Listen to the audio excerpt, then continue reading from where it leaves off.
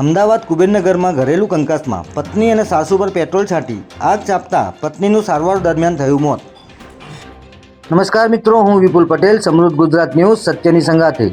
એક નજર આજના મુખ્ય સમાચાર પર. અમદાવાદના કુબેરનગર વિસ્તારમાં પતિએ પેટ્રોલ છાંટીને તેની પત્ની અને સાસુને સળગાવતા પત્નીનું મોત નીપજ્યું હોવાની ઘટના સામે આવી છે.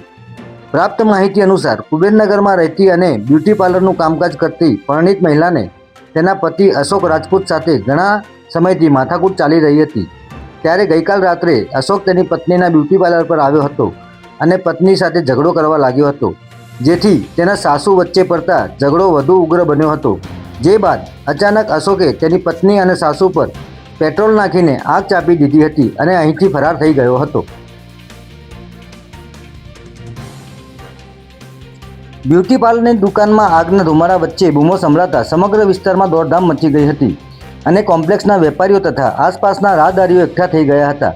જે બાદ ત્યાં હાજર લોકોએ સળગી રહેલા માતા પુત્રી પર પાણીનો મારો ચલાવીને આગ બુઝાવી હતી અને બંનેને સારવાર માટે સિવિલ હોસ્પિટલ લઈ જવામાં આવ્યા હતા. ત્યારે આજે સારવાર દરમિયાન પત્નીનું મોત થઈ ગયું છે, જ્યારે સાસુ 70% દાઝી ગયા હોવાથી તેમની પણ હાલત નાજુક છે.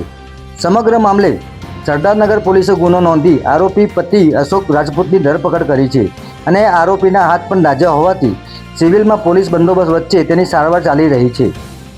જય હિન્દ, જય ભારત.